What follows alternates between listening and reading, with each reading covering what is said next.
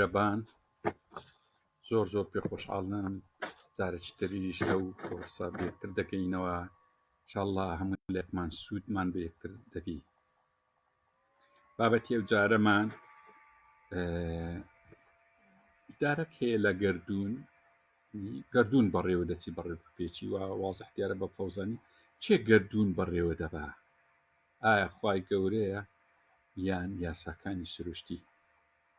یان لە ناوەڕاستی پرسیارەکە ئایا یاساکانی سروشتی و خوای گەورە لێکچیان؟ تقریبان پرسیارەکە هەڵە دەردەچی کە کاتێک نزیکی پرسی لانیهائیات یان ئینفینیتی یان پرسی خوا و ڕوح زۆربەی عیبارە و قسەکانمان هەڵە دەرەچی. وێ ڕەنگە و پرسیارە زۆر دقیق نەبی، بەڵام مەدخەلی بابەتەکەمانە کە ئایا چێ ئەو گەردوونە ئەو جیهانەی ئێمە بەڕێوە دەبا؟ یاسای سروشتیان خوای گەورە بە خۆی سەرقاڵە بە ئیش و کارەکان یەکەیەکە و لەو ئیدارێش مرۆڤ دەوری لە چێیە؟ چەندە دەتوانی سوود لە یاسای سروشت وەرگری؟ چۆن توانیتی وەرگری ئەو یاسای سروشت بەو شێوەیە کە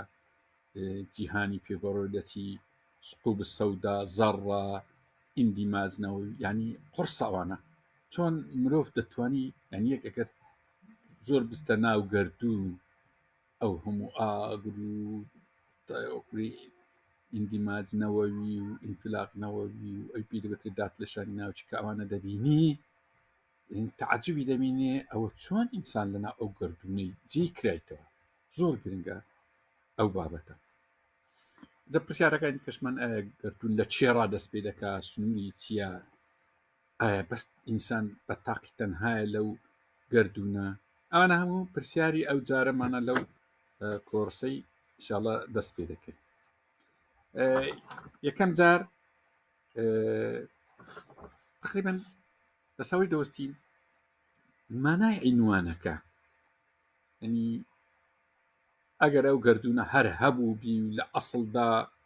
وەکو پێشەن ئەو ڕەئیە هەبوو زۆر ئەو پرسیارە نامینێ ئەو گەردوونە بەڕێوە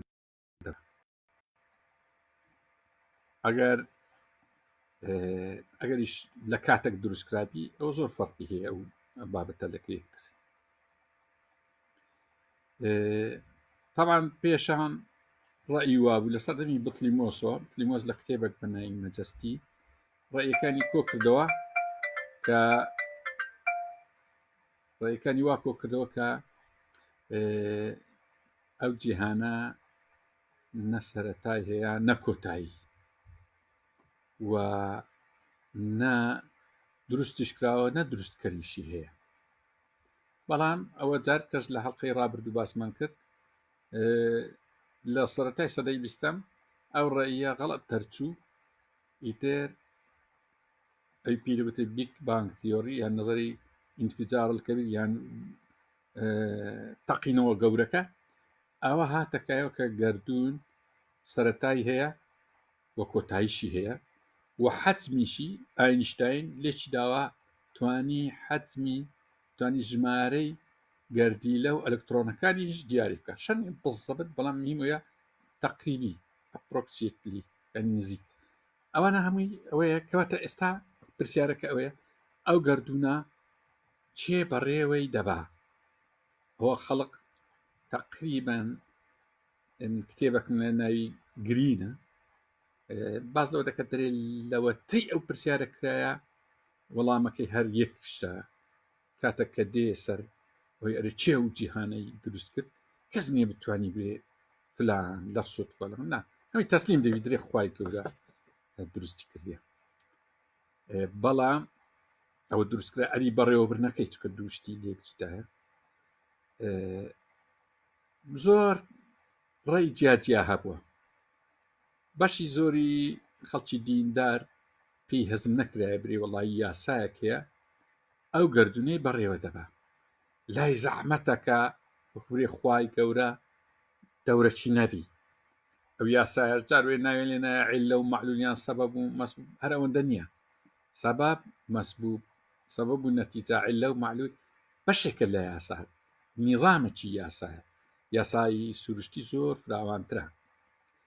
لە قورئان بە ئەمر هاتیە بەمانێ ئەمر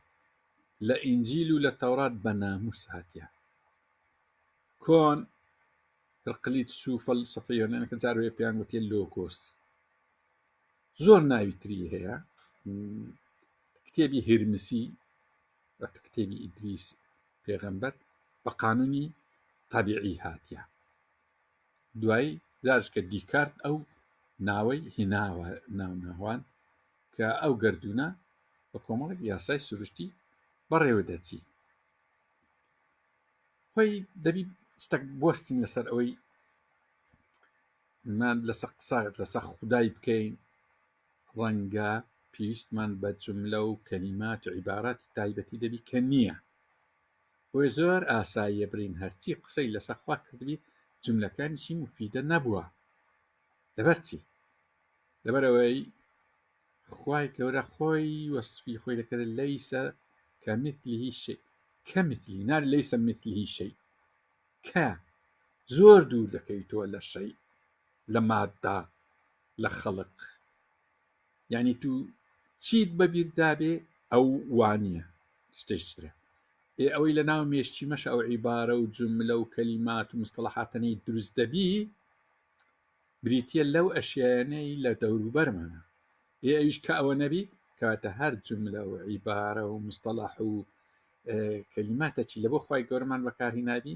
زۆربەی هەرە زۆری هەڵێ دەتوان برن ١٩٩ هەڵێ ئللا ئەوەی کە لە کتێبە ئاسمانیەکان خۆی وەسفی خۆی کرد لەبەرەوەش کات خۆی ئیمامی عەلی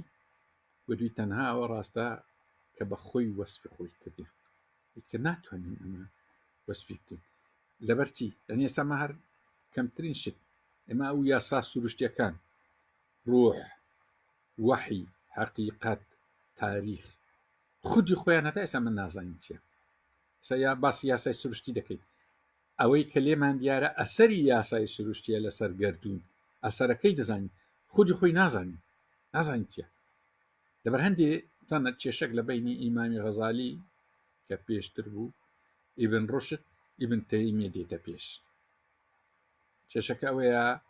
ئیمامی غەزالی پیاوێکی زۆر گەورە و بەقووەت بووە بەڵام نەزعەتی سۆفیشی هەبووە کە سۆفیش خواپەرستیە و خۆشەویستی خوایە بەشێکە بەڵام سۆفی بە زۆری دژی یاسای سروشتیە مەسەڵەن ئەگە برێ ئەوە باران دەباری بەهۆی هەورە و هەڵم لە عەردی هەردەستی و زەخت و کۆمەڵک ئەو قانونانێک کە لە ئاسمانە لە زەوی هەیە بەشداری دەکات باز بکەی زۆری پێ ناخۆشە دەبێ برێ بە ئەمری خوایە و کاتێککە لە وشەی ئەمری خوۆش نەکەیە نەکەرە ئەو زۆربەی فەقیه و زانایانی پێشتوتر مشکی ئەوش نییە عنی برین ئەوە تەنقیزیان لە کەمکردنەوە بی لە ئیشیان چکە قورئان تەبیعەتی وایە تەفسیر علومی بەشەری هەمووی تێگەیشتن لێ هەر سەردەمێک زیاترە لەوەی پێشتر یعنی ئەوەی ئێستا لەو سەردەمەی لە قورئان دەگەن لەگە 400 ساڵ لەوە پێشتر زۆر زیاترە 400 ساڵی داهاتوو زۆر لە ئێمە باشتر لە قورئان دەگەن لە دین دەگەن لە تەورات دەکەن لە ئینجیل دەکەن لە ئاڤێستای ما بەستم ئەوانەی نوسخەی ئەسلیەکانە وێ زۆر ئاساییە قەرنی چارەم لە قەرنی سێم باشتر تێگەیشتوی قەرنی سێم لە دووەم باشتر تێگەیشتوی تەنها دەمێتەوە ئەوەی دەوروبەری پێغەمبەرەکان صلی الله علیه وسلم لەبەرەوەی ئەوانە وحی بووە ئەوانە ئیستیسنانە لەو قانونەی کە ئێمە باسیەکەین دەنا باقیەکەی تر لە دوای پێغەمبەرەکان ئەوجە موسایە ئیسایە محەممەدە زەردەشتە پێداوەر هەمووی لە دوایوان عیلم وایە بەرەبەرە زیاتر دەبی ئەنی ئێستا زانایانی ئێستا مەلای گەورەی کۆیمان هەیە دکتۆر مستەفا زەڵمیمان هەیە دکتۆر محسین عەبدولحەمیدمان هەیە ئێستا لە کوردستان ئەوانە ڕەنگە لە ئیمامەکانی پێشتر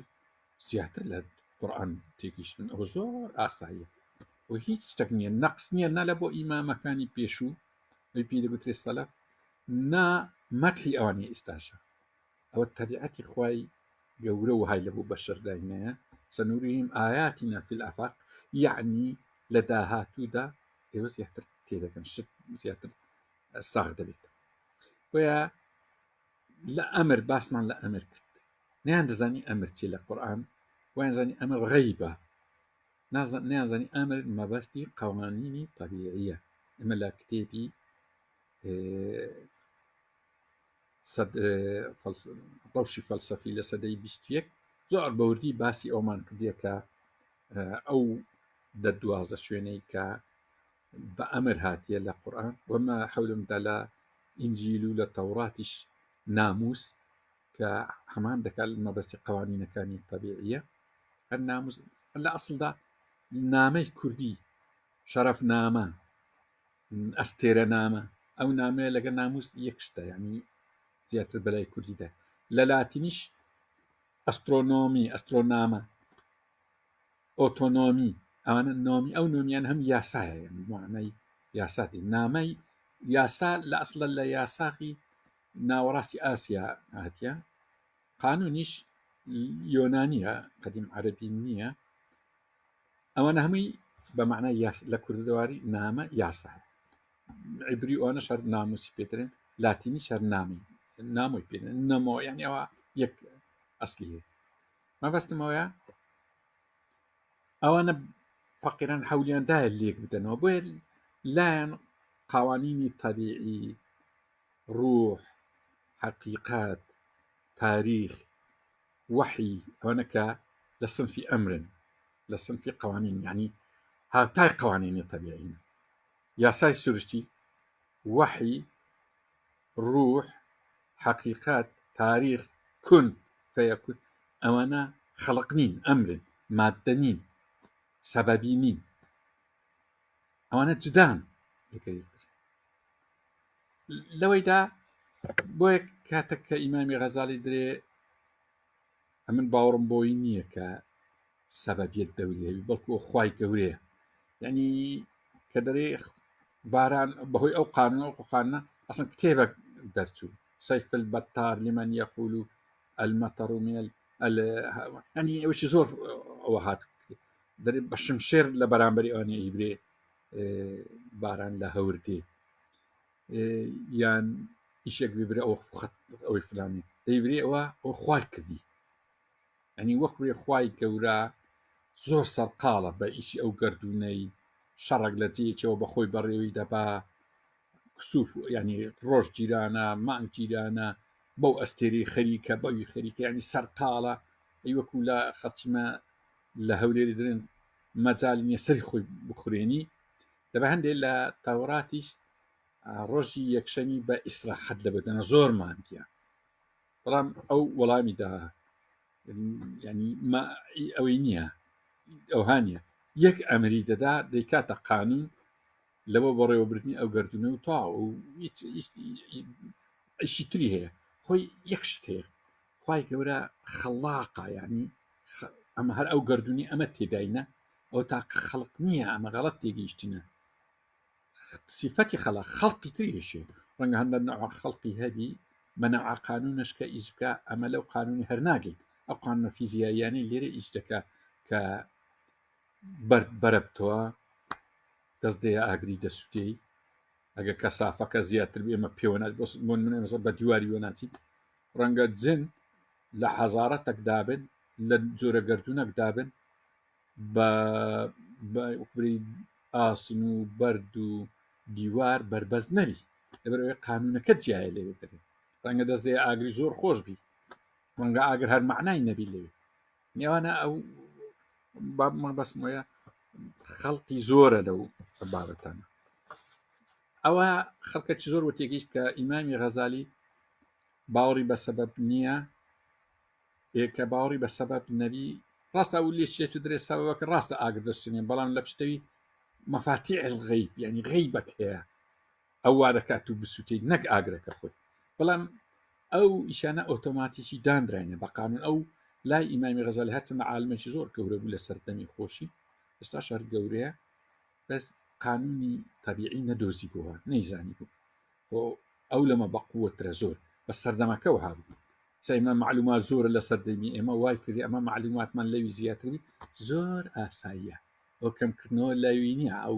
زانایەکی زۆر زۆر ئەمە لە سەردەمی و بووینایە بە تەڵەبەی تەڵەبەیویش نەدەنی نەمانێت توانین تەڵەبەی تەڵەبەیویش بیت بەڵام ئەو سەردەمی ئێستاە لەبەر هەندێک ئێمە لەو سەردەمەی هیچ ئاساییە برین هەم مامۆستایەک فلان لەوی زیاتر دەزانێت ڕەنگە یعنی هەمووش نا بۆ نەیزانی بوو یاسای سروشتەیە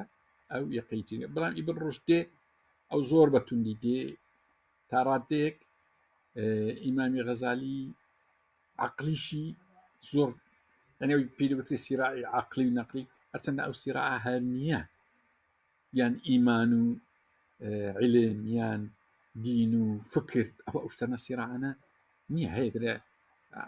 یان هەیە یەکتری تیامەکە بە تەیاری عقلانی لەوەی باشترە تو عقلانی بی وای گەورە لە دەیان شوێن داوا لێ دەکە عقلانی بە بەڵام عقل و پەیام دەبی نابی بری تاواکەری یەکتر بێت دەبی بە عقل پەیام تێ بکەی پەیامیش ڕێپشاندەری عقلە ئەنی سەقفەکەیە تەبیعەتی عقل وایە نابی ئێمە مەغروور بین ئینسانەوە بزانین عقلی ئینسان ئەوەندە بەقووەتە لەبەر هەندێش باش نییە بە دوای مەسحەبە یەک مەزەب کە یەک کەس داینێ بە دوای عقلی کە چ بکەی تو ئەو وحیە گەورەی واز لێبینی بە دوای فکر و عقلی یەکە چکەی باب ئەو عقلش برێ من لە ینی بەجێری دین ئەو مەسەبەمدانێ ئەوە هەر ناوی بە دوایکەوی لەبەرەوەی بە دوای وحی دەبی بکەوی کە ئەساسترە ئیبن ڕوشد دێ فەصل المقال دێنی لەو کتێبەی عقل و نەقل درێ لە ئەسڵدا هیچ کێشەیەکیان لەگەر نییە ئەگە عقلەکەش سەلیم بی و نەقلەکەش سەریع یعنی ڕاستەقی نەبی دەستکاری نەکراوی قەت کێشەیان نییە دوای ئیبن تەیمیەش دێ بەو شێوە بەڵام تا ڕادەیەک ئیمامی غەزالی و ئیبن تەیمی ئەو دووە لایەنگیری فەلسەفە و علم بەو دەرەجەی نەبووینە لەبەر هەندێک ئێستا ڕێیەکی زۆر هەیە لە جیهان کە بڵێن ئیبن ڕوشد خاوەنی ئەو علمی ئێستا تا ڕۆژ ئاواژ وە دەرێن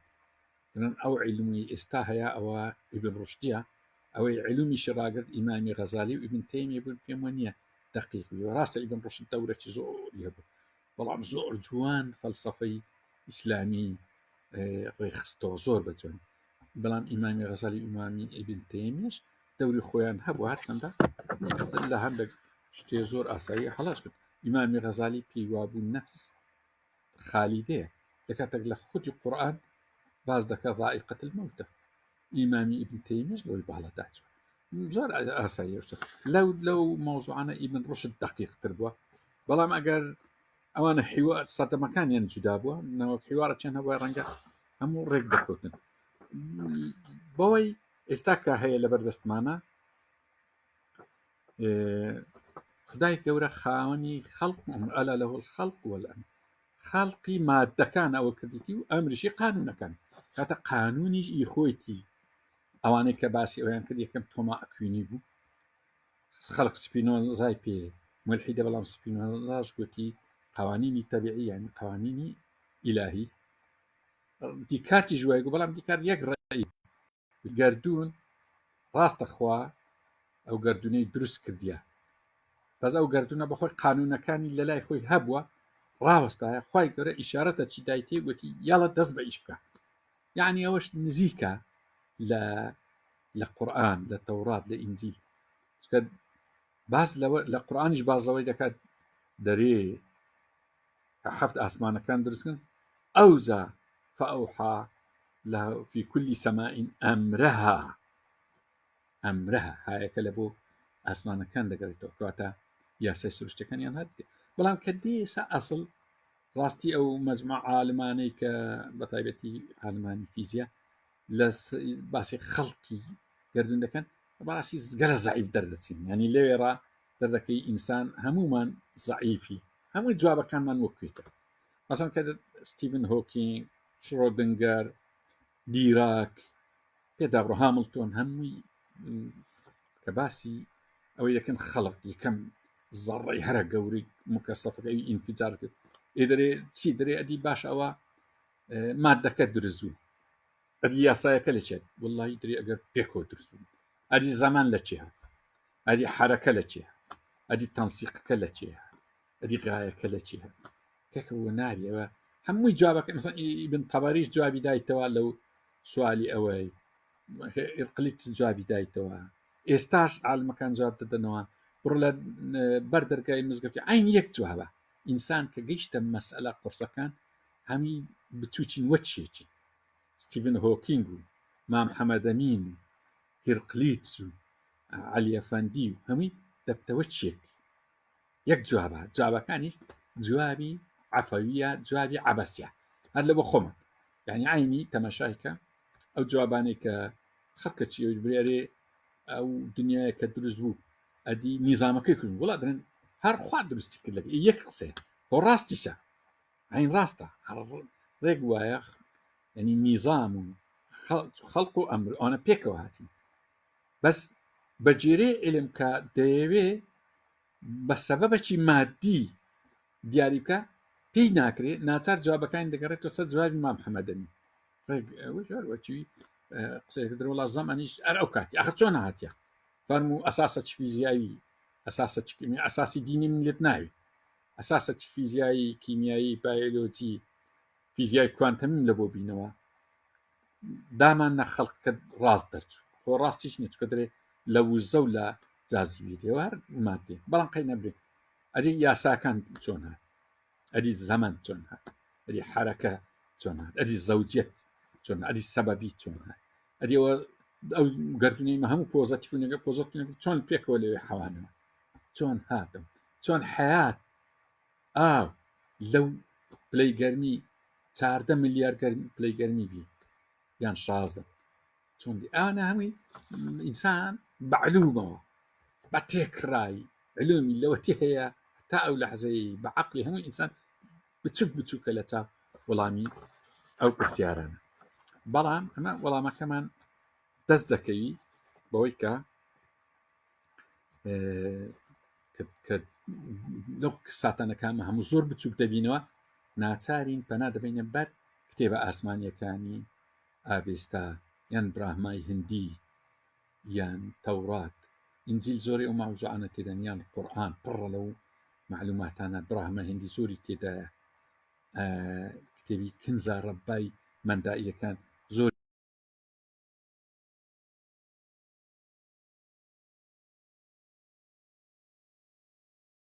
زۆر گرنگمان لێ دەست دەکەی لێ جوابەکانمان دەست دەکەی خوای گەورە کە مادەی دروستکردە قانونی تەبیعیشی لەکە دروستکردە بەڕێوەی دەبە بەڵام ئەوە معنای ئەوە نییە کە بەشێک لە فەیلسوف و عالمەکان بڵێن ڕاستە خوای گەورە تەمان ئەو قسەیان لەسەر مەسیحی و یەهودی ئەوە نەبوو ئەو کاتی عالەمی ئیسلامی نەبوو دەن ڕاستە خوا خەڵقی کردە بەڵام بەجێ هێشتێ واسلینە ئەی پێی دەگوترێ دیزم ڕوبوبیە ینی خوا خەڵقی کردێ بەڵام ئیشەکان لە بۆ کەون بەجی مایە قانونی تەبیعی بەڕێوەی دەبا ئەو کاتی نەشێن زەنی قاندیان و نیزامێک بەڕێوەی دەبا لەوەی چۆن درێم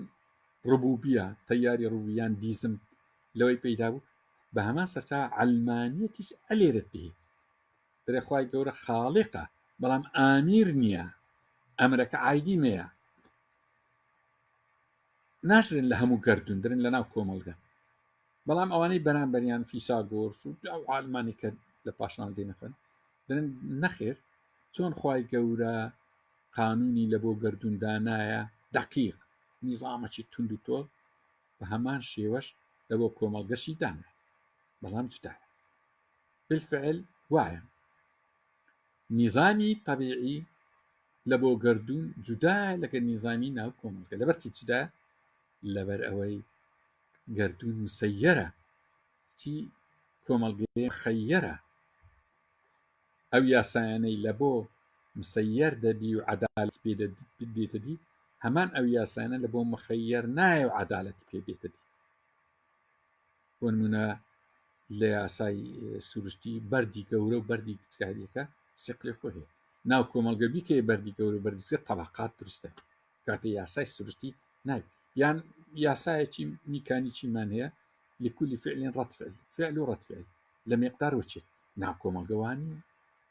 ئەو یاسایەکی میکانیکیە یان یاسایەکی فیزیاییە با بڵێ یاسایەکی کۆمەڵایەتی نییە دەبی دەقیق بین لەو بابەتان وەیە لەناو کۆمەلگا ڕوح هەیە و وحیش هەیە ڕوح لە بۆ ئینسان هاتیە وحیش لە بۆ کۆمەلگە و لە بۆ عەقڵ هات ڕوح لە بۆ جەسەدە وحیش لە بۆ عەقڵە ئەو دوو ئیزافە هەیە بۆیە یاسای سروشتی ناتوانانی ئیش بکە لەناو کۆمەلگا واتە بەناو عەشکەرتان کچێکن ڕوح خازع نییە لە بۆ یاسا سروشتەکە هەروەها پەیامیش وحیش هەر یەکەوانە نەزیرن هاوتاییەکن ڕوح و وحی یاساکانی سروشتی هاوتاییەکن براییەکن ئەگەر هەرسێک سەر بە یەک جێنە سەر بە ئەمرت بەڵام وحی لە هەمیان باڵاترە جوان تەمەشای قورئان کردیان ڕوحا من ئەمرینا لەناو ئەمریش ڕوحەکە لەناو ئەمر یعنی یاساکە زۆر باڵاترە لەوان بەڵام نەزیریشە هەر لەوانە دەتوانین برین برا گەورەیەکی لەو عبارەتێک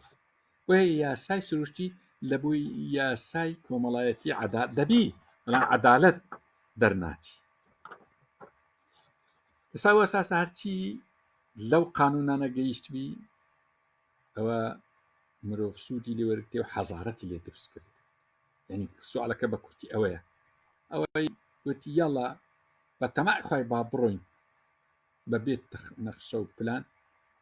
حەزارەتی پێ دروست نەبوو ئەوەی گوتی وەرن بە ئەسباب بدۆزینەوە و یاسا بدۆزینەوە ئەوە ئێستا خاوەنی حەزارەتە ئەوەی یەکەم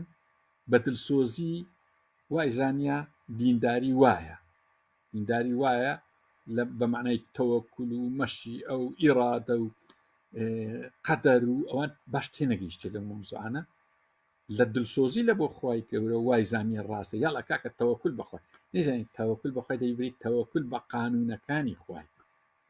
ئەوجە ڕاست دەردەچی شەکە یعنی تو ئێستا برەی دیاڵە پشت بەخوای یاڵە دەچینە ئاجی ئەمەران لە بنزینیش لە سیار ناکەین بە تەمای خۆی ئی ناڕوە لەبەرەوەی ئەو دنیای دارل ئەسبابە بە هیچ نەوعەک ناڕوە شێخ و مشایخی دنیای هەموو کۆکەوە ئەو لە بۆ ئەنبیایەکان نەکرایە لە بۆ شێخانیش ناکرێت لە بۆ پیاو چاکانیش ناکرێت لە بۆ کەسمان ناکرێت لەبەر ئەوەی یاساکانی سروشت یا سەروەرین بە کەس دەستکاری ناکرێت لەن تەجدە لسنة الله تبدیلا یان تەحویلە لە جێشکە بە هیچ نەوعەکی دەستکاری ناکرێت یعنی سابت شە وە ئەوەی دەستی ینی مرۆڤ چ دەکەن ئیشی مرۆڤ لە بارەی یاسای سروشتەکان و مادەکە هەرتو لە لای خوای گەورە هاتوو یاسای سروشتی سابتە مادەش گۆڕاوە ئینسان هاتووە سوود لە یاسا سروشتە سابتەکان وەرەگەی بۆ ئەوەی سەیتەرە لەسا مادەی گۆڕاو بکە بۆی حەزارەت دروستەبی بۆی شارستانی و دەوڵەت و تەکنۆلۆجیا سەنعات و فەلسەفە و زانست و ئانە بۆی دروستەبی بەو تێگەشتنە ئێستا تقریبا دوسێ دەقەمان مایە دەبی تۆزە کورتی کەینەوە ئەو بابەتانە ئێستا گەر بە کورتەکەی ئەمە پخت لەو بابەتی کاتە وەڵامی پرسیارەکانمان ئاەداوە چێککردون بەڕێوە دەبە بەڵێ یاساکانی سروشت گردون بەڕێوە دەبە یاساکانی سروشتیش ئەمرەکە لە ئەمرەکانی خوای ئەمرێکی سابتە یاسای سروشت یعنی ئەمر هەر لار شوێنێک ئەمرتان دیت لە قورئان لە تەورات لە ئینجیل ئەو لەگەر یاسای سروشتیتی لە ڕۆحیش دەرێ يسألونك قل الروح من أمر ربي يعني أو نبري تاو كاكا أمر خواه أو دي بيت بروح لخلق نيا لبابي أمره رلوي لتوب كري من هاتي توجينو علميكت لخلق مجر لدواي وكو زور فلسان لدواي بمادة ولا روحي شهر مادية قانوني شهر مادية حياة شهر مادية كاكا صد صاج كلا دوي بكرة دو صد كش نا هيج بينا بينجلتو المنهجك اللي بوتات من اللي بين ويا ساي سروش الخواي كوريه داينه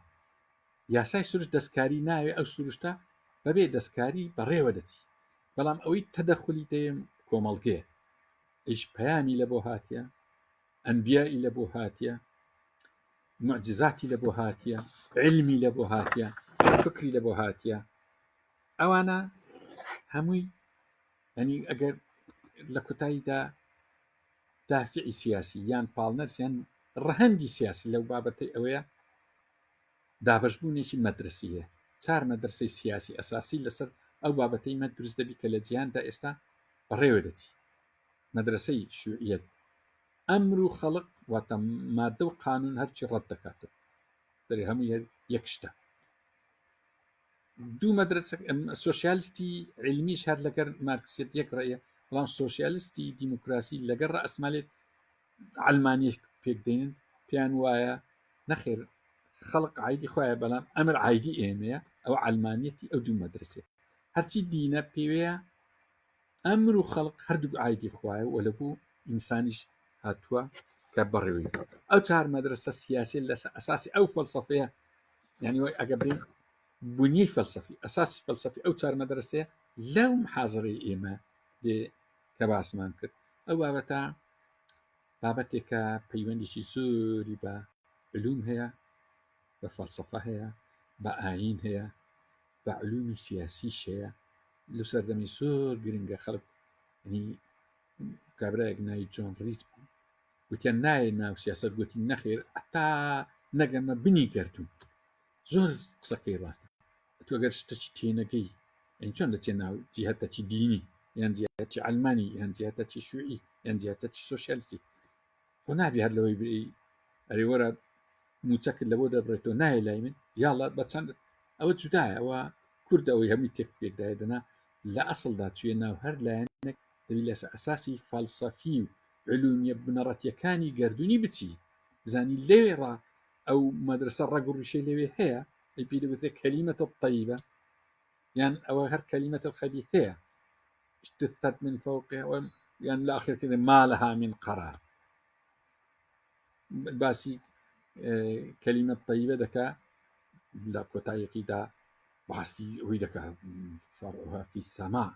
تؤتي أكلها كل حين يعني أو كلمة طيبة أو لقى كلمة الخبيثة زور لك زي إنسان لبرتي خوي توش كلمة الخبيثة بك لبرتي بما تخلي كلمة الطيبة دا نرجو كلمة طيبة أما بهيز نوعتي خلشي راناتي شين بالنادين لبو زورة دياري كراو لبو مدرسة نا حاول دنيا روناتي بكينو خوي هريب جيري تي بي باشا بلان ڕوون بی لە چاواشە نەبی لای زۆر زۆر ڕوون بی کە ئەوە ئەو ڕێیەکەینتی ئەوەش بەو شێوازی ئەو وەڕوانتە گەردون وا دەڕوانتە مولکی خاصوارە دەڕوانتە عەدالەتی کۆمەڵایەتی ئەوەش وایە جەدوەلە مەقاڕنێ ئەزە ئینسانەکە لە بۆ خۆی هەڵی بژێری بە هیوام مەوزوعەکمان گەیان دەبی ئەمن دووباری دەکەمەوە ئەوانەی کە زۆر ئەو بابەتانیان پێخۆشە زۆر ئەوەی زۆر وەکووری عاشقتی لەگەر مامۆستا محەممەد و کە نەهرو و جەماعەت قسەمان کردە کە هەڵیان بژێرن لە بۆ دەورەی تایبەتیش لە بۆوان بکەینەوە ئەوەی کە زیاترە لەو دەورانژەمە هیچ مەبەستەقمەنی تەنها پێگەیاندنی ئەوانە وەکو لە پێشتر دیتان وە لە ئێستاش دەبین وە لە داهاتوش دەبین والسلام عليكم ورحمة الله وبركاته ئێستا سەبر وەڵامی پرسیارەکانتان دەدەینەوە بریە ڕاستەوخۆ و گفتوگۆش بە خۆشتر بوو ئەوانەی کە دەستخۆشیان کردی زۆر سوپاسیان دەکەین کاک سۆران نووی ڕاست نییە مامۆستا هەمووی ناڵی خوایەک هەیە هەمووی ناڵێت ڕاست دەکە کاک سۆران ڕاست دەکە هەمووش ناڵێ خوایەک هەیە هەر نەشی بیستە ئەیە دەرێ بەس ئەوانەی ئینکاری دەکەن زۆر کەمایەتین و لە حالەتی بە دوواداچوونن احتیاطی بە ئەویش هەبیانی زۆر ئەومەن کاکاوان عوسمان بەڵام لەمان کاتیش دەڵێت خوا ئادەمی لەسەر شێوەی خۆی لە ڕاست دەکەی ئەوە لە کتابی مقدەس وا دەڵێ هەندێک ئەحادیثیش هەیە وا دەڵێ بەڵام خەڵکەی زۆری ژڕەتی ئەوەی دایتەوە کە شێوەی خوای چۆن دەبی هەر نیشتی وە ئەوە زۆر دوورە لەو لۆیکە ئەوەی دوور درێژە بابەتەک ئینسان لەسەر شێوەی خوای گەورەش نە شێوەی هەیە هەرچی لە خوای گەورەی بەخیارت داهات ئەو وایە کەوان نییە مانایە زۆر لە داهات بە هیچ شتێ نامێت بە ناوی ئەین کا کاوان ڕەئی وایە لە داهاتوودا هیچ شتێک نامێنێ بە ناوی ئەین قیچەکەەوەش ڕەئە پێم خۆش ئەو نوع ڕەئیانش هەبی بە هەموو ئێستا ڕەیشکە هەیە بۆ نمونە کۆنگرەیەکی ئەوما کرا نزیکەی 4,000 عالم گوتیان سەدەی 20 سەدەی ئاینە تەماشا بە پێچوانی ئەو ڕێی تو کاکانی لا چێشت دانیشتن کۆبوونەوەکە لە ژێر ڕێعایی نەتەوەکان نیویۆرک ئەو ڕێیانە هەیە ئەوە درێ کاکسۆران پرسیارێکە تێ مامۆستا دواتر وەڵام دەکە بە سەرچاو کاکسۆران هەر پرسیارەکەتەبی ئەو شتانە ئاتیادیە خۆی ئمە سودلەوەی وەرگین ئەم قەشە ئۆگستینە دەرێ سوپاسی یەکەش دەکات دەرێ ملحید بوو دەرێ لە بەر ئەو ملحیدەی ئێمە زۆر وای کرد سوودەکی زۆر علوم وەرگین و قوڵ بین ئەمە ئەو ڕێی جیاجیایانە لە ناومانداوی خۆشە زۆر جێی ڕێزی شەو زۆر تەبێکی سەباح محەممەد نووری کاک سەباع درێ عقلی کار بەدەستی کورد دوورن لە واقعدا بەرە و لە کوونکان دەستەوە ڕاز دەکەی لە بۆ ئەو کۆنەکان بەچن زۆر ڕاز دەکات کاک سەباح عقلی دەبابی ئستا عقلی کورد ئەو باە مرکزەکی فەلسەفی مرکزەکی علوم مرکزەکی بحوث دانی بەڵام ئەوان چینە مەراکزی فیشک و تەقەمەنی و ینی کەونە سیلاحی قەرنی 16 ئەوانیان کۆکردەوە سیلاحەک لەشانی ئەو شعرەی عەبدوڵڵا پەشێو زۆر خۆشە درێگەر ئاینشتاین و ناوی عالمەشکە دەینی ئەی خاوەنی سەروەت العوموم ئادەم سمیت دەتوانگەچیان دەکەنە شان دەیانکەنە حرەسی پەرلەمانی شعرەکەی زۆر زۆر جوانە ڕازەکە لێرە زۆر ئەوە نییە بەڵام ئینشاڵڵا ڕۆژێکدا دێ ئەوانش چارەسەر دەبێت کاک بێستون زۆر بە حەشایری قسە دەکەی حەشایری حەشایری نیە عەشایری زۆر بە حەشایری قسە دەکەی ناتوانانی ئەدای باش بکەی بۆ کارە قیچەکەەوەش کاک بێستان سلێن ئەو ڕەئی وایە قسانینە شەستون قسەکەی ئەمە باس لە ڕاست ئەو مەوزوعە گەورانە زۆر سن باوەندە نییە باز بێت احتیاطیە ڕاستی قسەکەی کاکست کاک سامان ڕەسول ئایا ئەگەر خوا دەستی لە یاساکان داوە خوا چۆن ئەم هەموو نایەکسانی چۆن قبول دەکات ئەو هەموو زاڵمەنە کاک سامان تەماشاکە ئەوەی باسمان کرد دیارە دقیق لێرانەگرت یاساکانی سروشت مسەیەرە یاساکانی کۆمەڵایەتی مخەیەری دایکێت ئینی جاعل فی الأرض خەلیفە یعنی ئەوە ئینسانە ئەو ئیشانە دەکا ئەگەلی ئەو زوڵم و زۆرانە ئەوە ئینسانە لە یاسای خوددا نییە زۆر گرنگە ئەو پرسیارەوی زۆر ورنە چکە خەڵکی زۆر وا دزاین ئەوە چۆن خوا قبول دەکات چۆن ئەو یاسای ئەو داینە نه یاسای سروشتی تاو سروشتە بەڵام ئەوەی مرۆڤ دەیکا لادانە لە یاسا ئەجا زاڵمی دەرچی لەوەش خراتر ئەوەیە کە مەزلوم قبولی دەکا زاڵم یەکجاری دەستبی لە بە هەندێ دانرایە کە مەزلوم قبولی نەکە کاک سامان ڕەسول ئەوە وەڵامی پرسیارەکەمانتایە کاک کاوان ئەسۆن ئەی بۆ جن لەگەڵ ئێمەش دەژی مادەم وەڵاهی کاک کاوان ئەوەندی من تێکی وشتیمە طبعا مۆزوعانە هەر دەی بگەڕێەوە سەر چکە بحوثی علمی زۆر حەولیدایە ئەو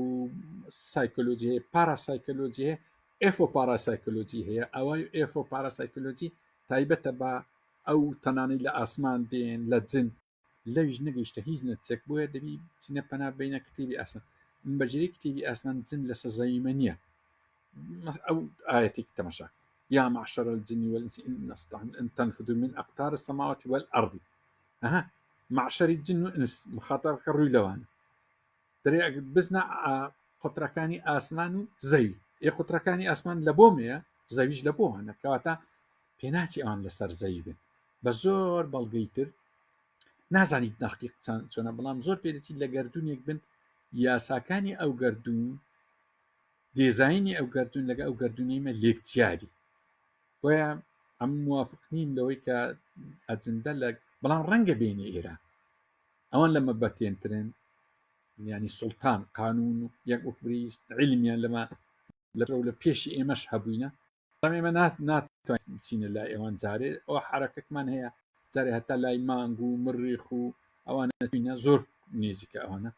چکە ئەستێرە هەیە ملیۆن سەنەزەوئی لێمە دوورە ئەو چۆن دەکەین ڕەنگە ئەوان بە چەند ڕۆژش بێن بگەنە ئێرە ئەمە نەگەین ئەوانە هەیە کاک ئامانز عیزدین پەیوەندی هۆکار و ئەنجام چۆنە یعنی کە دەرین ئاگر سەبەبە سووتانەکە ئەنجامە ئیتر بڕۆ پێدا بڕۆ سەبەب و نەتیجە بۆ شێوازەی دەڕوە هۆکار و هۆ ئەنجام ئیتر ڕۆژ هۆیە تیشکەکەی هۆکارە ئاگر و ئاو ئاگرەکە هۆیە کوڵانەکە هۆکارە ئەنجامە پێدا بڕۆ ینی ئەو جیهانە هەمووی سەبەبیە هەمووی حتا ئەگەر ئەوەی دەژرێن لە فیزیای کوانتەم دەێن وڵی لە ئەلکترۆن بەخوارەیان لە ناو زەڕا قانون نامینی ئەو سەردەمەی ئێستایە علوممان کەمەوە زین قانون و سەبیبی لێ نیە بەس ڕۆژێکدادێ دەبیندرێتەوە هەمان کاکاوان زۆر بە جوانی تێکەری بابەتەکان بووە مناقەشەی زۆر جوان دەکە چێژەی ملێتی کورد ئەوەیە کە شتێک نەزاندووە ئەزانی هێشتا وەڵامێک ڕاست نییە یان یان زانست پێی نەگەیشتووە ڕاستە ئەوەش ڕاستە ینی جاروێ بەشێکی زۆری علوممە ئێمە پێی نەگەیشتین ڕەنگە 15 قەرن کە 20 قەرن کە هەندا ئیشەیە ساغ دەکەوە تا ئیشێکی ساغ دەکەینەوە دەمشکلەی لە بۆ دێتەوە پێش هەتا وەڵامی پرسیارێک دەدەینەوە دە پرسیاری تر قوت دەبتەوە ئەو تەبەتی علوم وایە بۆیە دەبی هەر بڕین بەڕۆیە کاک سوهام ئەوە خوشکە سوهام بگورە وەلەو کاک و خوشک فەرقی نییە خوشکە سوهام دەرێت کەوابی ڕۆلی مرۆڤ چییە زۆر جوانە بەڕاستی ئەگەر ئەو پێی دەگوترێت مەبدە تەسخیر ئەگەر یاساکانی سروشت لە بۆ ئینسان یەخ نەکرابای نەگونجابای مرۆڤ لەنا ئەو هەموو گەردوونە و هاروشێتە چۆن دەژیا یەک زەڕە خۆی لێمان شێت بکە یان وەکو ئەو ڤایرۆسی ئەو جارە ڤایرۆسە کە جیناتەکەی تێزۆک هەندێک بابرین پرۆتینی پێنجەم و شەشەمی زیاد کرد بزانە چی لە بەشەریەت کرد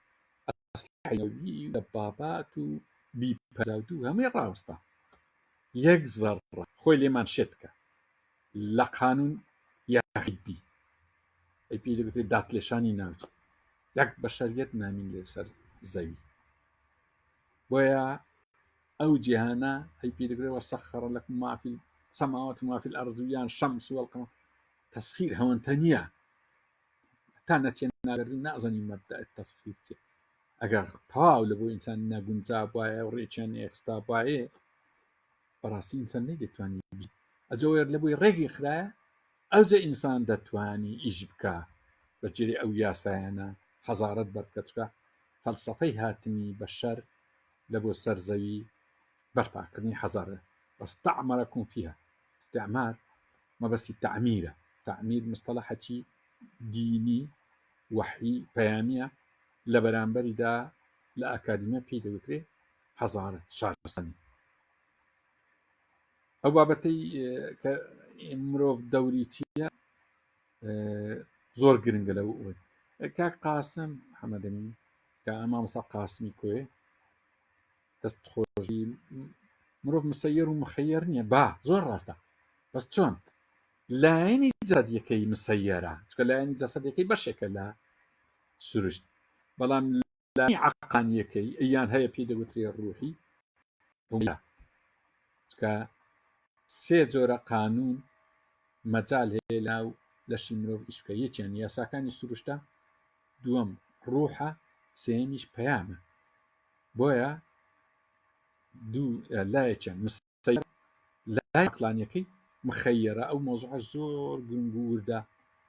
پێویستی بەوەی دەکات لە مەحازەرەی سەر بەخۆ قسەنچکۆ پرسیارەی گرن کاکاوان دووبارە هۆکار تەنیا لە فیزیای کلاسیکیە نەخێت هۆکار چۆن ڕۆژانە ئیش هەمووی لەسا هۆکارە ئەوەی فیزیای کوانتم ئاگەتان لێبی ئەوە چوینە مەدانی زەڕا چونە مەدانشکە لەوێ ئەویش ساغ نەبییتەوە مناقەشەی زۆر توندا بووینە دوو بەش ئەوە نزیکەی 20 ساڵە ینی دەمەتەقەیە ئەو دەرێ سەبابی ئەو درێت احتیمالیە ئەو دەرێ خوای گەورە ئیش کاری بەزار ناکە ئەو دەرێ وڵا آخر دەکە بەس خۆشیان لێ هەر ئیش لەسەر قانون دەکەن قانون نەبی چۆن دەبی بە ئەوە علمی ئینسانیە وا دەکە لەوێ معلوماتی نەیبۆیە دەرێ احتیمالیە زەمە لە حەڵقەکانی ڕابردوو باسمان کرد لەو بۆیە هۆکار تەنها لە فیزیای کلاسیکی نییە نەنە هۆکار لە ئێستا چەند ڕۆژانە ئێستا ئەو قسەی ئەتوو کرد بە هۆکار و نەتیجە کرد بە قانون کرد ئێستا ئەمە ئەو شانەی دەکەین ئەو قسانەی دەکەین لێرەوە دانیشتین لەگەر ڕەنگە هزار قانون ئیشی کردی هەتا هزار سەبەب و نەتیجە ئیشی کردی هەتا ئەمە هێشتنی ئەوان ژوانارێ ئەوان درن لە زەڕا ئەوان درن دنیای سروشتی دنیای قانونە دنیای سەبەبیە بەڵام لە زەڕە بە خوارەوە ئەو جا ئەویش نەزەریەش تاوانیە فەرەزیە ماسە بەڕای جەنابەت بۆچی خودای گەورە باسی تەواوی یاساکانی نەکردووە یان بۆمانی ڕوون نەکردوێت یاخود باسکراوە ئێمە دەست پێ نەکرد تەمەنەوە یەخیری باسکراوە تبیانن لكل شيء بەڵام لە لایشکەش دەرێ لەو کانە البحر مدادا لكلمات ربي لنفس يعني ئەگەر هەمووی باز بکاو تەفاسیل ئەو بەحر و حەف بەحر کە بێ کەمەرەکە تاو ناگیت ئەو وادە لەبەرەوەی منهەجەکی لە بۆ منایە ینی ئەوەندە ئەمەکە پێویستیمانە کاک لە دەنا پرسیارەکە زۆر گرنگە بەس مەجالەکەشمان کەم مایە بڕکدەبی بە خێرایی وەڵام بدەین باوکی ڕەوا دەرێ ڕۆڵی قورئان چییە لە بەرامبەر یاسەگرنگە هۆی یاسەگەردونیەکان ئەوەی یاسای سروشتینە قورئانیش یاسای کۆمەڵایەتە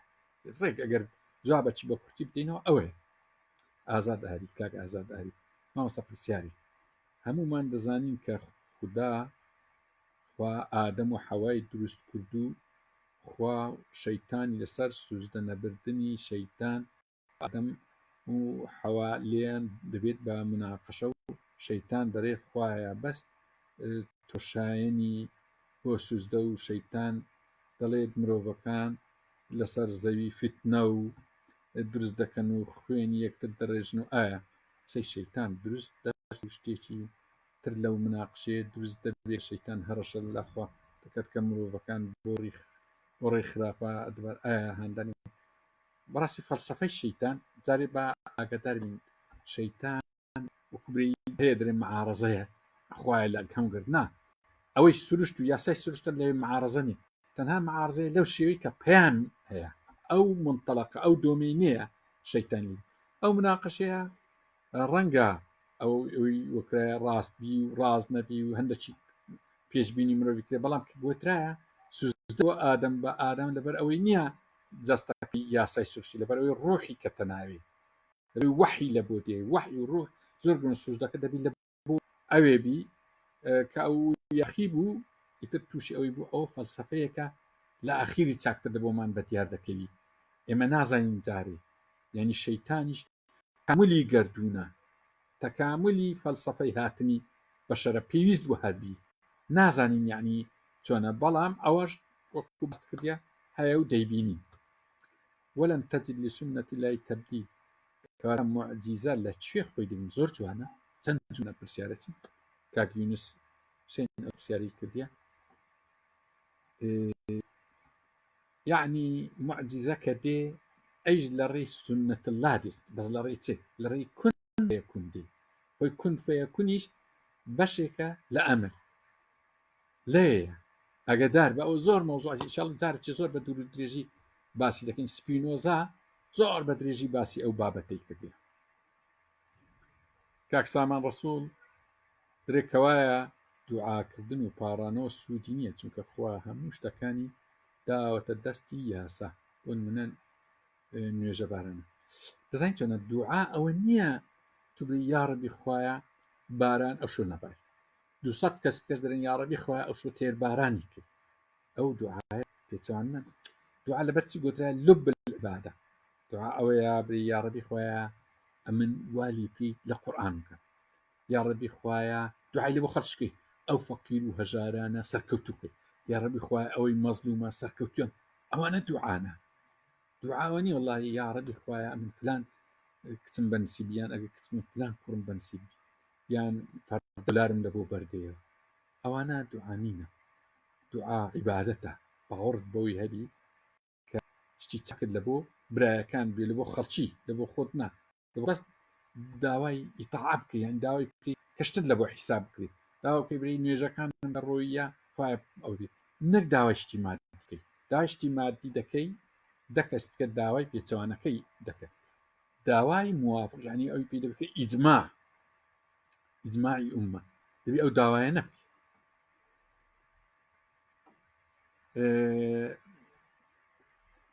کاوان ئەکاونتن مارکس فکریەتی ئابوووریە نەنەها ئابووری نیە فەلسەفیشە سیاسیشە ئەو خۆزانی مارکس نەزەری معریفەی هەیە دیالکتیکی هەیە ئەوانەی هەیە یعنی هەر ئابووری نیە ئەوجا قیمە الفائزە و ڕأس مال و ئەوانەشی هەیە کاک فەرهاد کاکەڕەش زانست توانی دەربارەی گەردوون شێکردنەوەی زۆر بکات لە شێوەی شێوازی دروستبوونی مرۆڤ لە یاسای فیزیایی توانی سەردانی ئەستێرە بکە بەڵام ئاین تەنها کۆمەڵە قسەیە کە ئەویش لە ژیاری کۆنی مرۆڤ دەستی کەوتوتە هیچ شتی لەسەر بنیان نەدە دەزانین چۆنە کاک فەرهاد زۆر ورد بەوە بۆ پرسیانە تەبیعین زۆر زانست ئەساسەکەی هەمووی لە منطقی دین هاتیە یەک شتی زانست یەک شتی ئینسانیت نییە ئەسڵەکی دینەوی ئەنی سەبارەین باسی قانونەکانی هەموو ڕاوی دەکەین ئێستا مەحەدەکی بەریتانی دۆزیۆکە ئەوە شریعەتی حەزرەتی ئیبراهیمە هاتەوێ لەوێ ئێستا فەلسەفەی یۆنانی کە بازەکرێت تەمەشاکە تالیسم و ئەسیسیتی دوای فیساگۆرس دێ دوای ئەم باکلزی نیوان لەسەر دەستی پێغەمبەرەکان بۆەوە وازیحە تۆ سۆلۆنی با پیرەی ئەفلاتون نەبی بووە دیموکراسی خۆ لە سەروەری یاسا و شریعەت هاتیە ئەوانە ما زۆر ئاگایان لەو بابەتانە نییە وا دەزانن ئاین ئەوی سۆفی دەیکات بۆش خۆیش باشە بەڵام ئاین علمە ئاین نەبوایە عەقلی ئینسانی وا پێش نەدەکەوت کە ئەوڕۆ بگاتە ئەو علومانە ئەو بابەتەش خۆشە زۆر دەستخۆش فەرهاد ڕەخنەکی جوان گرتیا زۆر تەبیعیە بەڵام جارێکی ئیشەڵە زۆر بە باشی باسی دەکەین چکە سوهام جارش کەس پرسیارەکە دەرە یاساکان کورتن وەڵامی یەکلاکەرەوە نین هیوادارم ئەم جارە کەمی تایبەتتر لەسەر بابەتەکان بدویت بەسەر چاپ ئەو پێم وایە ڕاست دەکە بە نیو سەعاتی لەسەر یاساکانی سوش تاو حەق خۆمان پێ نەدا کاکی دریس غازی مەسەخوا گەردوونی دروست کردووە و بەڕێوەشدا بەڵام ئەو بەڕێوەبردنە بە پێی یاساکانە کە هەرخوا دایناوە بەڵام ئێمە تەنها یاساکان دەدۆزین چەندە جوانە زۆر قسە ئەوە خوشکە سوهام مامۆستا ئیدریس ئەوەی جەنابتیکۆ بەڵام تەفسیلی دەوێت کاک محەممەد کەریم مامۆستا سچاڵقوڕبی ئەوە دەست چاشکردنی کاکێ من ئەبوو بەکر تا چەند لێکدانەوەی زانست لەبارەی گردوون لەگەڵ دین دێتەوە لە چی جیاوازن لە چی دچن وەڵاهی ئەوەش بابەتەشی زۆر جوانە زۆر پێشان هەر زۆر دژی یەک بوو کاتی کە علم باوەڕی بە کەون ساکین هەبوو ئاین باوەڕی بە کەونی متتەسیع هەبوو ئەوی فراوان دەبی و ئەوی ئەسڵەکی هەیە ئەوە دوایە علم هاتە سەئەوڕەی ئێستاش لە هەموو شتێکی ڕاستە وەکو مەبادی لە زۆر شتان لێک نزیک بووینەوە علم هاتە نزیکی ئاین بووە ئاین بەخۆزانی سابتە و لە جێ خۆیت و زۆر منە تشی بەوەی نێداخۆ ئینسان ئەوڕۆ سەدەی 21 ڕەئیتیا پاشی سەدەی 200 سەدەی کە چ ڕەئیش دەبی پێشی 20 کە چ ڕەئیەکی هەبووە ئەو ڕەئی خۆی ناگەڕ ئینسان هەیە حەولەدا دین و ئاین و علم لێک نزیک کاتەوە کە لێک نزیک نەبوون بەڕێی من ئەوەی نەکەی باشە بەس لە هەندێک جێنەی لێک نزیکن ئێستا ئاین و علم پێکەوە ڕەئیان وایە ئەسلی ئەو یەک پارچە بۆ ئەو جەلێک جودا بوو بەڵام علم دەرێ بە تەقینەوە ئاین دەرێت نەخر بە دروستکردن ئەو دێزاینە دروست بووە ئەوانە اختلافە کۆمەڵک اختلافی تریشەیە بەڵام وڵاهی مۆزوعی زۆرانە ئەوش من داوا دەکەم ئەوانە هەم بخرێنە بەرنامەی وانەکە فەلسەفە لە بۆی باسییان بکەین دەستخۆش بکات کاک عومەر بێکەلاسی مافناس زۆر دەستخۆش لە بۆی کە بەشدارە خوای گەورە بتان پارێزیت لە پیلانە نەحەزەکەن زۆر دەستخۆشی کاک عومەر بێکەلاسی محامێکی زۆر شارەزایە کاک نێچیروان فەتاح پێدوانیە کە نابێت زانست و بە دین بە زانست لێکردینەوە بۆ لەبەر چی ئەسڵەن ئەمە تەمەنای ئەو ڕۆژە دەخوازین کە ئاین علوم و فەلسەفە وفاقە چێن لە بینایی خزمەتی بەشەریەت لەبەر چی ئەوانە دژیەکن ئەوی لەوی جوداکەنەوەی چ سوود لە یەکتر دەبین زاران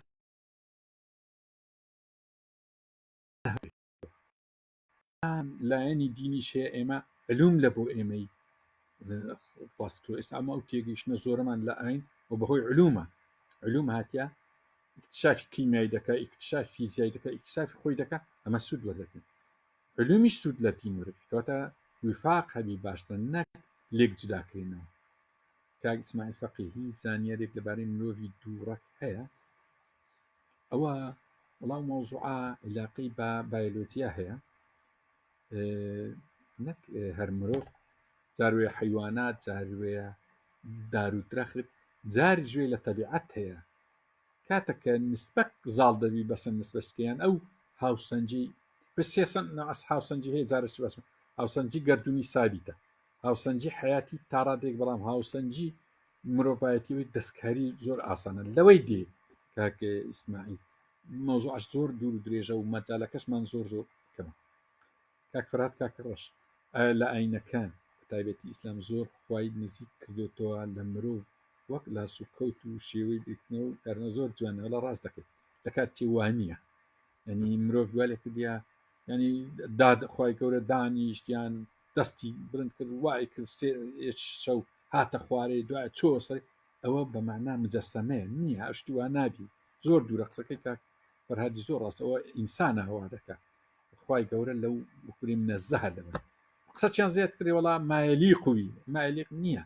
خوای گەورە دەستی چی چاوی چی ئەو شتانە نییە بەو نوعی نییە زۆر لێکردن کاکان ئەوەی ڕایەنە هۆکاری ڕێژەی لەدایکن جوان کاک زمناکۆ مامۆستا کەوکەب و ئەستێرەکان کاریگەریان هەیە لەسەر مرۆڤ واتە زەبزەبە تەحەکوم وڵاوە ڕەئی لە کاتی سەردەمی کتێبی مەجەستی هات ئەو مۆزانەکە منجەم و شتانات بەڵام ڕاستی ئەوانە ئەساسەکی واین بریا مەجال هەبایە زیاتر باسی و بکەین کە گۆڕانکاریەکانی ئەسم پێشان وایە دەزانی ڕۆژگیران ئەوە معنا مەلیکە دەمری مانگگیران ینی کارەسات لە کاتێەوە هیلاقی بە ئیشی سەرزەوی نییە ئەومان لە بۆ خۆیان ئیش خۆیان دەکەن پەیوەندی وا زۆری بە ئیشوکاری مرۆڤدان نییە ساسان هەمە کاک ساسان هەماوەسم مەعجزە لەکوێ یاساکانی کەتون جێگەی دەبێتەوە یان لە چوارچێوەی یاساگەرنەکە وڵات تازە با وەڵامماندا ماجزە ئەوش هەر یاسایە بەڵام یاسایی وی ناوی کون فەیەکوونە لەوێ دی ینی ئەوەش مەوزوعەکە بەڕاستی پێ پێویستمان پێبی جارچی مەحازەرەتی لەسەر بین کاک ڕیڤینگ پارێزەر لە دهۆ بەس خۆش مامۆستا هەر تیشت هەر کە چێک ڕوویدا ئێمە دەڵێن قەزا و قەدەریان خوددا وای حەز کردووە ئەگەر خوددا وای حەز نەکردوی کاتە مرۆڤ چ دەست وڵای ئەوە لە بۆ کارەساتان زۆر خۆشە قسە کێک دەمری یان کارەسات ئەوەی خوای بوو ئەو قسە زۆر خۆشە ئەم پێم خۆشە هەروابی بەڵام لە ئەسڵدا ئەوهانیە ئەو بە قانون ئەو ئیشە ڕوویدا قانونە و ئەوەگە خۆی لابدابایە ئەوە ڕووی نەدەدا ینی لە قورئانێک دەرێ بڕۆن لای دەبۆ عەزرەتی موسا دەرێ بڕۆنە لای فرعونی لەعەلە بەڵکو تەواو مادام لەعەلەی تێدا لە قورئان لەعەلەی تێدادی ساغبوونەوە نییە بە معنە بە قانونە ینی دیار نییە ئەو چوونەتان فرعون يعني بباشە جوابتان تۆیان دەرێ لە بەڵکو باش جواب یان خواتە يعني احتیمالی لە بۆتانەیە کەواتە ئەوهانیە بری هەموو شتێک خوا حەز وای حەز کردێ کە قانون ئەسباب هەبی لەسەر ئەو گردونی ئەو حەزی خوادانرایە کە بە قانون ئیش حڕیەت چی دایتن کاک ئیبراهیم سەدیق پەیوەندی لە نێوان یاسای سروشتی و ڕوح و وحی مەبەستیان سێکچوودایە یان هەمان مەبەستیان بزانین چۆنە کاک ئیبراهیم پرسیارێکی گرنگە یاسای سروشتی و ڕوح و وحی هەرسێکیان ئەمرن يعني ئەوانە نا ڕوح لە خازع لە بۆ یاسای سروشتی نەوەحی خازع لە بۆ ڕوح و یاسای هەر یەکە دەوریان جدایە یاسای سروشتی لە بۆ گردون ڕوح لە بۆ جەستەیە وحیش لە بۆ عەقڵە هەر یەکە ئیشیان جودا زۆر مەوزوعاتی بوو ئەوەیە بەڵام چەند دقەقمانە هەر ئەوەندە جواب بێتن کاک محەممەد الله ماوەسە لە ئینجیلدا عیسا خۆی وەک کوڕی خوددا ناسان بە خودداش وەک باو لەگەڵ ئەو ئاەت و حەدیسا یەک ناگرتەوە کە لە تەوراتدا هاتووە لە ئیسلامی ژا باس کراون کە هەموو سفەتەکانی خوا سفەتەکانی مرۆڤ و وەڵا ڕاست دەکەیت یعنی ئەوە لێ وایەک دەگرتەوە بەڵام ئەوە ئەسلی نییە خوا باوک نییە خوا خاڵقە زۆر جودا ئەوە لە ئینجیلی بڕنابە بە کامیلی 12 ئاەت لە ئینجیلی بڕنابە بیخوینەوە باس لەوەی دەکەن لە چێ هات یەکەم جار ئەو فکرەیە کە خوا باوکە و عیسا کوڕە و ئەوە لە چێ ڕاهاتیە ئەوە تەمام حەزرەتی ئیسا باوکی نییە ینی ئەو قسە لە مێژە هەیە حەوا ینی باوکی دیارە یان ئادەم باوکی دیار نیە و دایکی دیار نیە حەوا دایکی دیار نیە حەزرەتی عیسا بابی دیار ینی ئەوانە هەیە ئەو مۆزوعانە ومثل عیسا کە مثل ئادەمیش گرنگە ها ئەو مۆزوع کاتە عیسا ناتوان برین وەکو بەشەر بووە ڕەنگە حەزرەتی ئادەم پێشی ئەوەی کە تووشی سزایەکەی بی ئەو کاتە چۆن بووە چ ژیانێک بووە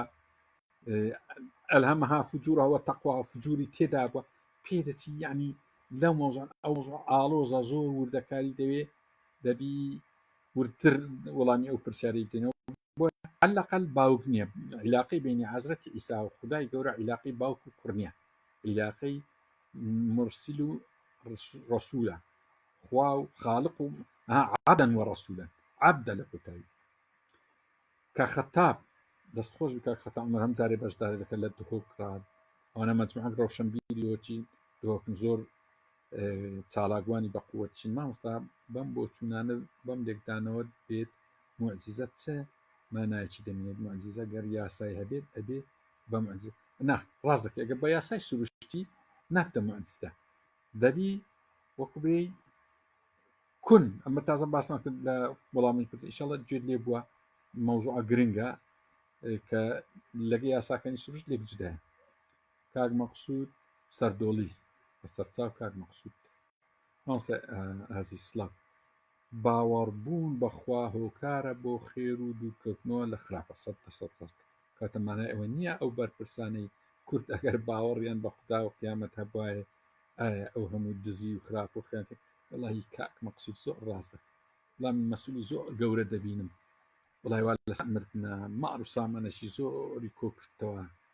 کە دیتیشم نە ئاگای لە خوای وە نە ئاگای لە مردن وە نە ئاگای لە هەژار و فەقیر وە نە ئاگای لە پێشمەرگەی بێدەرامەد وە ئەگەی لە هیچ نەبووە دڵی دنیایان پێشتەیە کە ئەو ماڵی دەگەڕ خۆی دەبار قیامەتی و ماڵە حرامە لی دەبتە بەڕایەکی زۆر زۆر گەورە چەند خۆشە ئێستا گوێی لێبی هەستی هەموو ماڵ و سامانەی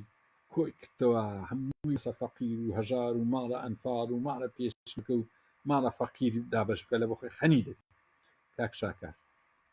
گردون بە چ دۆخێکدا دەڕوات گەر بێت و جیاواز نێوان بوون و نەبوونی خوددا نەمین واسەحتیات ئەگە خوایەک ئەو گردونەی ڕانەگرتنی خۆی وەش دەرێت یعنی گردون بەحەستان هەتاگە یاساشیێری جاروەیە وەکی کیپلەر و نیوتن باسی ئەم مۆزەعیان زۆر کردێ کاک شاکە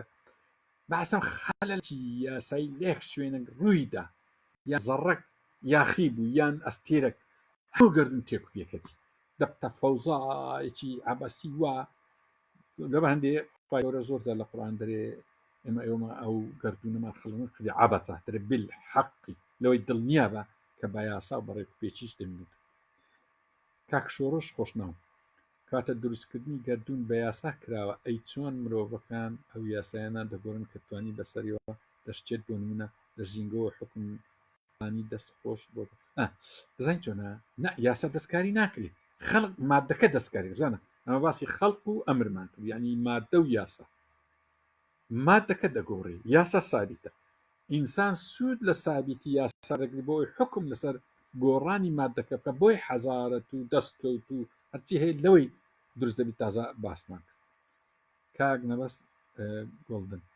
کاتە چیرۆکی سلەیمان چی دەگەین وڵی چیرۆکی سلەیمان ئەوەندە پڕمانایە کازر سلیمان گەورەترین فەیلسوفیش ئەومەوە ناری ئەوە سپینۆزا باسیەکە ئەوە نیچە ئەوە زۆر لە فەیلسوفەکانی گەورە باسیکان هەر حکمەتی ویشە چوتە یۆنان بۆ ئاگاداریت بەڵام زۆر ئەو کەمان کەمە تەنە زۆر پرسیارە چ خۆش کاک پێشرە و میرانی مامۆستا ئەو قوترانەی زەوی مەبەست قەومی ئەگرێتەوە کە دەگۆترێت لە نێو چینەکانی زەویدا دەژین هەر وەک لە فەلسەفەی دەلای لەمەداتوە زانی قوتر ئاسمانە زەوی نییە ئاسمان قوتری هەیە زەوی قوتری ئەگەر ناوی لێ بنێت قوتر پتەوە زیاتر مەبەست ئاسمانە زەوی ئەوە چی وای نیە ناو لەناخی زەویدە تەنها ئاگر و شلەی بورکانی هەیە یان شتی تکە لێ نیە ئەوی دلای لام ئەوەمە ڕێزمان هەیە لەو هەموو ئەو ئاینانە کە لە ئەسڵدا ئاینی ڕاستەقینە بووینە بەرەبەرە گۆڕانە هەتا ئاینی ئیسلامی خۆشمان ئێستا ئەو خەڵکی ئیش بۆ ئاینی دەکە گوایە ئەوە ئەسلی ئاینەکەی ئەوە نییە بەڵام تاعەت و عیبادەتەکە دەنا بەشی زۆری دەستکاری گۆڕایە بەس خۆشبەختانە لەبەر ئەوەی دەقەچکمان هەیە ئێمە دەقەکەوە چ خۆیمایە بانە مەجال هەیە ڕۆژێک لە ڕۆژان ئێمە بینەوە سەر دەقە ئەسلیەکان کە لەبەر دەستمان ئاینەکەین کە لەو دەمە ئەو دەقە ئەسلانیان نییە ڕەنگە ڕۆژێکدا بێ ئینجیلی ڕاستەقینە تەوراتی ڕاستەقینە ڕاهمای ڕاستەقینە ئەوانە بدۆزرێتەوە چەند خۆشە بدۆزرێتەوە چکە ئەو کاتی وفاقەی ئاینی دەبی هەموو دەبنەوە برا کاک جوانڕۆ کاک بەڕێز لە بەرنمەیەک دەوتت ڕوحی مرۆڤ لە مرۆڤێکی تردا زیندوو دەبێتەوە پێم وابێت مەبەست دۆنادۆن بوو ئەگەر ئێستاش بڕوات بەوە هەیە ئایا ڕۆژی دوایی چۆن نەخێرن قەت ئۆم نەبووتە دەری ئەوە چکە تەناسخ ئەوە ئەوچی هندی و یۆنانی ئێستاش هەیە تەناسخ ئەڕواح بە هیچ نیشتی وانە و ئەگەر زانیمان پرسیار زۆر لەسەوەی بە محازەرێک باسی دەکەین دوو هەیە تەقەموس الأرواح و تەناسخ الأرواح نا هیچیان نیە نە تەقەموس الأرواح نە تەناسخ الأرواح ڕۆحی ئینسانی هەموو وەکوێکە ئەو دوایە ڕۆح پەیوەندی بە زانی ئەوی نییە ئەوە عەقڵ و نەفسە زیاتر ئەو ئیشن هەیە يعني هەتا ئەگەر ڕۆحی من بستە ناو ڕۆحی بەشەرش کە ئەو عەقڵ و زانیاری من هەیتم لە بۆی ناچیان ئەوگا ڕۆح بەرپرسات نیە لە ئیشمە یعنی لە ڕۆژی قیامەتی ڕۆح عذاب نادرێکون دوای هەر معنای نیە تو یا خوای بی و عذابیش بدە هەر فکر لەوەی بکەوە نابی ئەوە نابی ئەوە مۆزوعی ئینشاءڵڵا زان لەگە برادران قسەی دەکەین زیاتر کارزان سڵاو تاس یاساکانی سروشت گۆڕاون یان نەگۆڕن واتە خارق العادە هەیە لە دیدی سپەرزان زانیان ئەوە نەگۆڕن هیچ نەگۆڕن بەڵام خارق العادە ئەوی پێ دەگوترین معجزە کە برادران زۆر پرسیاریان کە معجزەش بەجێرەی ئەو قانونانە نابی بەجێرەی قانونی کون دەبی کون فەیەکون ئەوش ئەوەکە ڕاستە ڕوح و وحیش ئێستا خارقە وحی لەژێر ئەنی ئەوبری ملکەتی یاساکانی سوور نییە ئاگادار بن ئەوانە هاوتای یەکن هەموو ئەمرت پێکەوە کاکاوان عوسمان ئەوەی ڕۆژانە هەمووی فیزیکی کلاسیکیە کە نیوتن چەندێکی تر مامۆستاین نەنا بزانی چۆنە کاکاوان ئاگادار بە یاسا کلاسیک نابی 3x4 لە سەردەمی ئیقلیدس زۆر پێشتری بابلیەکان و هەندیەکانی 3x4 دەکا حەفت ئەوە کۆن نابی ناوی لێبنی کلاسیکی یاسا کلاسیکیتی نییە مادەم یاسابی مادەمەوەی ئێستا لە چێ باز دەکەی 500,000 سال یەکە یعنی کۆن نابن بۆ ئاگاداری دەزان چ دەری ئەوە عیلاقی بە قسەکانی ستیڤن هۆکینگ و کوانتم تیۆری هەیە کە درێ فیزیای کلاسیک بەستی فیزیای نیوتن و فیزیای کپلەر و هەتا جاروێتە دەگاتە نزیک ئاینشتانی ئەوە جودایە بەس قانون خودی خۆی نەخێر قانون کۆنایی قانون هەر قانون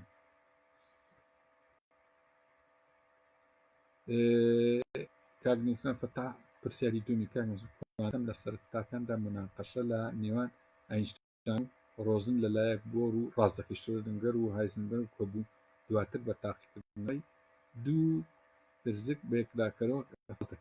ڕاستەکەی ئاینشتاین سپۆر سەرەتا باوەڕی ببا گەردوونەچی وەکوبرەی محدود نەبوو نەیزانی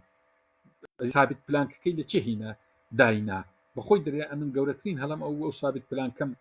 دانا سابت پلانک سابتی گەردوونیەکەی سابت گەردوونیەکەی لە چێ هینە لە بۆەوەی هینە کە ڕێککەوی لەگەر نظرێکی کە گەردوون هەتاییە و ئەزەلیە دوایی لۆمینتۆ ئەوەی زانایەکەی ئەربەلچیکیە یان ئەو لەوی ڕات وەکی محازڕەکەیدا وەکی وەڵا ڕاست دەکەی ئەو گەردونەیمە دروستکراوە سەرەتا هەیە و کۆتاییشی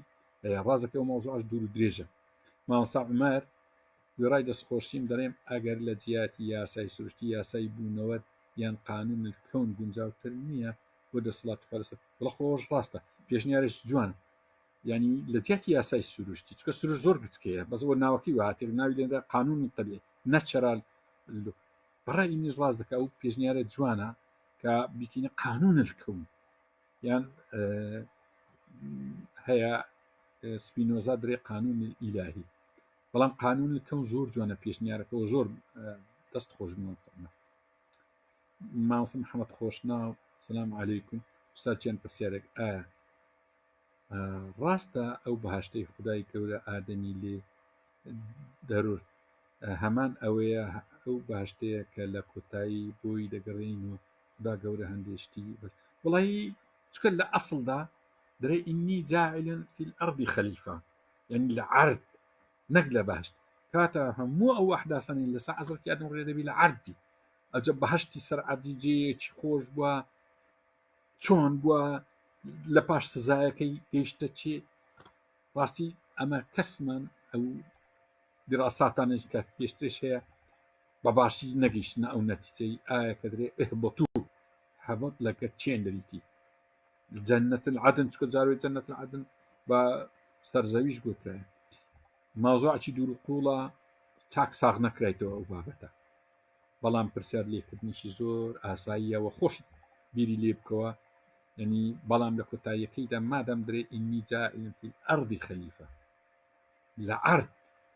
بەمعنا ئەو تاقیکردنەوەیە لە عەردا لەناو بەهەشت لە ئاسمان نیە کاک محەممەد ئیسماعیل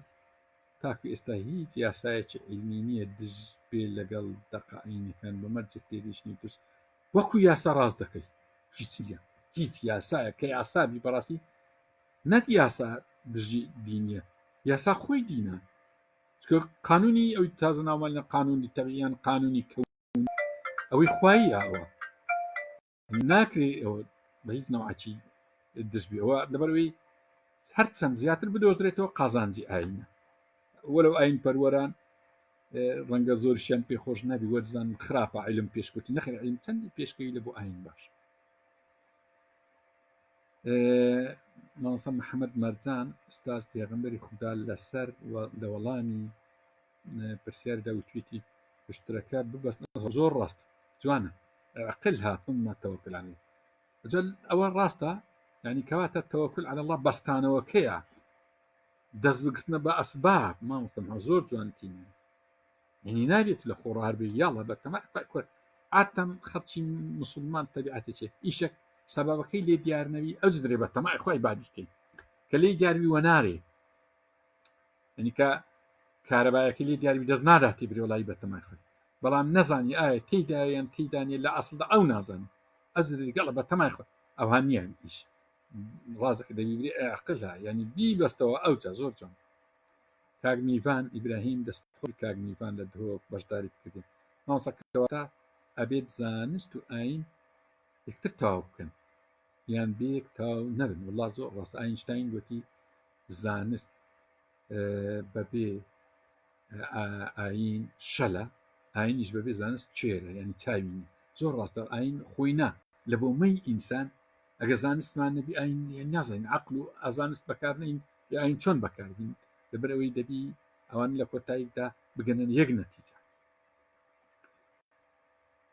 کاک هۆشمان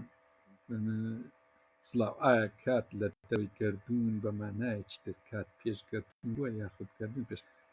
وەڵی مشکلەی زەمن کات یەکجار زۆر گەورەیە بەڵام زۆرترین ڕەئی ئەوەیە کە لەگەر گەردوونی کاتە ڕاستە ئیمام تەبەری دەرێ زەمان پێشی گەردون هەبووە نەخێ بەڵام دەبێ ئاگامان لێبی ئەوەی خوای گەورە لە قورئان باسی یەومەین و ئەربعەتە ئەیامی دەکا ئەو زەمانە نییە کە ئەوەی ئێمە چکە ئەو زەمانی ئەو باسیکە لە سەردەمی کون فەیەکونا نەک ئەو قانونانی ئیسە بۆیە زەمانەکەش جودایە یعنی ئەوانەی کە باسییان کرد زەمان لەگە خەڵقاتێ بەڕێی من تاوا دروست نییە زەمان لە پاش ئەوەی کە گەردون دروست دەبی دەگاتە ئەو ڕادەی بزین یاسای سروشتی لە بۆ دی لەگە یاسای سروشتی ئەوانە هاتینە زەمان هاتیە حرەکە هاتیە تەنسیق هاتیە زەوجی هاتیە سەبەبی هاتیە لە کۆتاییدا کۆمەڵێک پرسیاری تریش مایە بەڵام زۆرمان چارێکێکیشمان زیاد کرد دەستان خۆشبی بە هیوام سوودمان بوو بن ئەمە تەنها ئەوەیە ئەنی دەرگەی دەکەینەوە لە بۆ گفتوگۆ بەڕاستی زۆر دڵخۆش بووم کە ئەو پرسیارە بە توانە و بمستەوایانم دەدیت دەستەکانتان خۆشبی هەتا حەڵقەیەشتر بێک دەکەینەوە بەخواتان دەست پێم خواحافیزتان بی